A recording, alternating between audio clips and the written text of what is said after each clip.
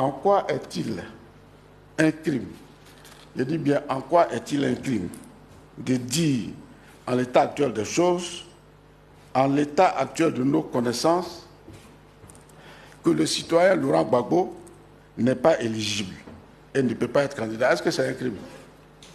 Est-ce que c'est un crime de dire que Laurent Gbagbo, dans la situation actuelle, il ne peut pas être candidat parce qu'il n'est pas éligible, il n'est pas sur la liste électorale, il n'a pas bénéficié d'une loi d'amnistie?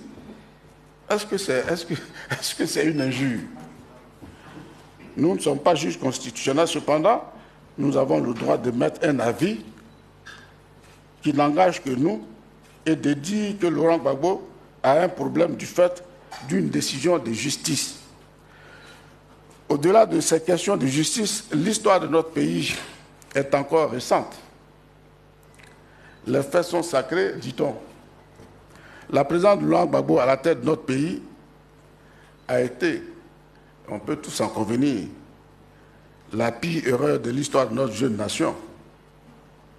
Sa gestion a été émaillée de charniers, de tueries massives, de disparitions forcées, de dégradations massives du tissu socio-économique et de dépravation des mœurs. Est-ce que le dire, c'est travestir les faits?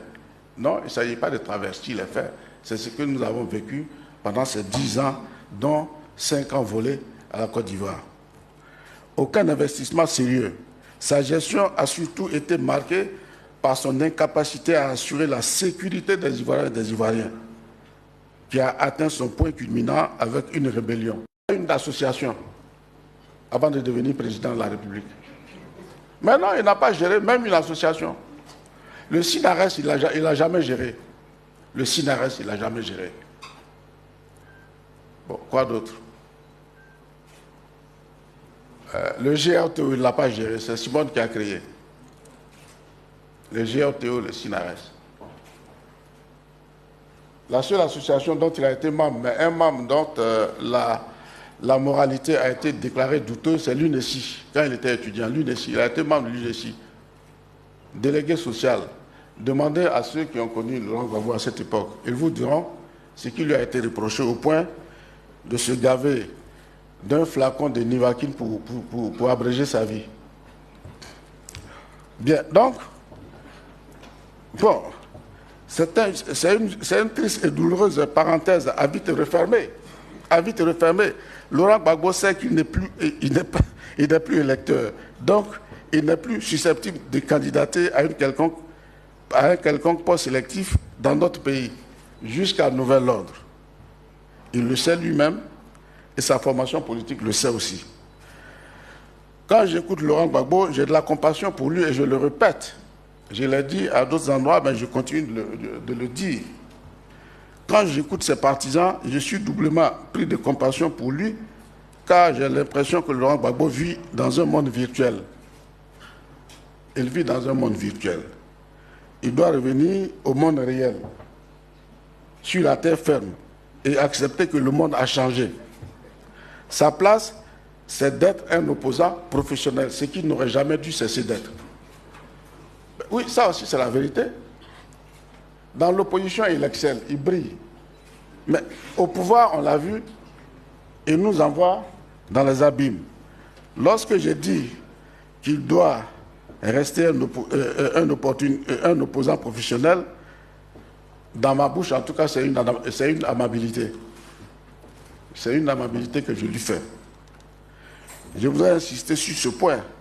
Et je crois que même mon avis est partagé par des militants du PPACI. Le PPACI doit avoir une compréhension différente des choses. C'est normal et c'est de bonne guerre. Cependant, ce n'est pas une raison pour tomber dans les enfantillages comme ceux qui nous ont été servis également à l'opinion publique par un écorché vif. Voilà, on a traité Bakongo de mouton et il paraît que Bakongo ne peut même pas être secrétaire de base dans leur parti. Je dis ici haut et fort que ce n'est pas une bénédiction, à plus forte raison, une grâce que d'être simple militant, à plus forte raison, d'être secrétaire de base d'un parti qui a conduit le pays 3 fois, sinon plus, dans la violence et le précipice. En 90-92, février 92, c'est Laurent Gbagbo. En 99, il dit qu'il n'avait pas été l'auteur du coup d'État, ben c'est lui et lui seul qui a tiré le marron du feu. 2000-2002, on vient de vous parler des charniers. 2010, la crise post-électorale. Pour moi, dire que le président de ce parti est un opposant professionnel,